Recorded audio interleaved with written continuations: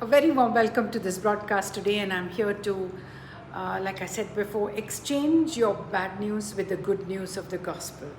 So today we want to meditate on if you have lost your job, or you are having debt and you are in financial difficulty, you don't have enough. Before the month end, you're lacking in finances, and you're paying so much of interest. You've taken loans. What should you do?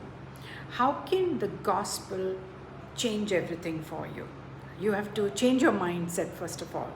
You have to receive Jesus into your heart. He said, I have come to give you life and life more abundantly. He said, the thief comes to steal, kill, and destroy. Thief has come to steal from you your peace, actually. That's what happens. So the remedy, again, for every problem that you and I face, we need to look at the cross. And we need to look at the sacrifice of Jesus. We need to tell ourselves, Jesus suffered and died to give me a blessing. His death, burial, and resurrection was for me. He is my substitute, and I need to overcome my problems by looking at the cross and the victory he won for me. So what must I do? I should exchange my poverty or my lack with his riches. So that's in 2 Corinthians 8:9. He says, this is the grace of our Lord Jesus Christ, that though he was rich, yet he became poor for us, to give us his riches. So beautiful, that we may be rich with his riches. This is the plan of God for us, that when we look at Jesus and when we exchange our poverty with his riches, everything is going to change in your life. You're going to have more than enough, because that is what God wants to give us. It's grace. The more you and I learn to receive the grace of our Lord Jesus Christ, the more we will live in victory. How to do that? When everybody knows Psalm 23, we need to look at Jesus and say, Lord, you are my shepherd. You are my shepherd, so I will not want. I will not lack in any area of my life, because you laid down your life for me so that I might have this abundant life. You will lead me. You will guide me. He will lead us to green pastures. He will give us those still waters through which you can drink. So it's all to do with how you are being led by the Spirit of God. Again, the Bible tells us God wants us to be having more than enough, because we are sons of God.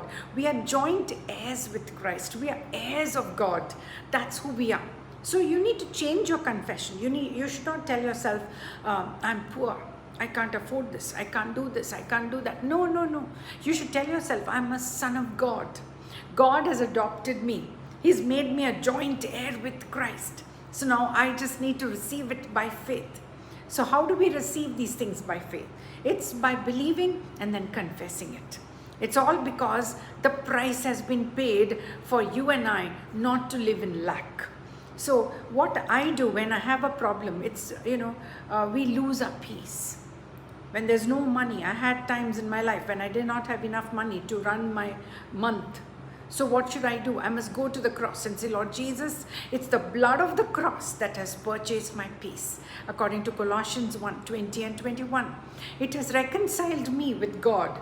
So now God is on my side, not against me anymore. And therefore, God has provided for me everything. The blood of the cross has purchased my peace. So the area where I was losing my peace was that I didn't have enough money to run all the expenses in my family. So now what should I do? I go to the cross and I say, Lord, you became poor for me. You hung on the cross without any clothes. You were buried in a borrowed tomb. You suffered hunger and thirst for me when you hung there on the cross. Son of God, King of kings, Lord of lords, you did that for me, so that I will make you my shepherd, and then I will say, I will not lack in any area of my lives. And Deuteronomy 28, 1-14 is the blessing of obedience. You need to tell yourself, Jesus obeyed the Father for me to buy me this blessing. Now I'm so blessed. I'm blessed in my field. I'm blessed going out. I'm blessed coming in. The Lord has commanded the blessing of the Lord upon me. The blessing of the Lord maketh me rich and addeth no sorrow with it. Should be your confession. You should not live in lack. The more you confess, I don't have, I don't have, I don't have, the less you will have. But the more you say, I have Jesus. He's come to share his life with me. He's come to give me whatever he has. He came to share everything he has with me. That's why the Bible tells us in Romans 8, we are joint heirs with Christ. We are sons of God, just like Jesus is. So we need to get excited about these verses, stand in these verses and declare these verses. The Bible says, as your soul prospers, you will prosper and be in health.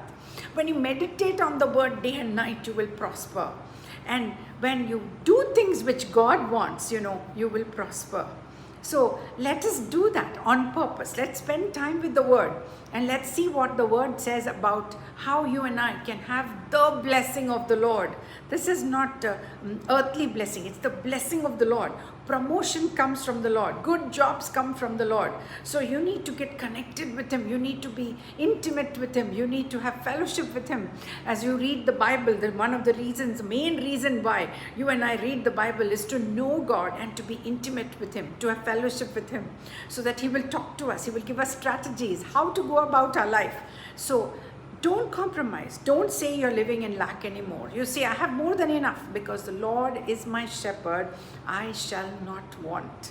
God bless you. Jesus suffered and died for you to give you his life, to share his riches with you.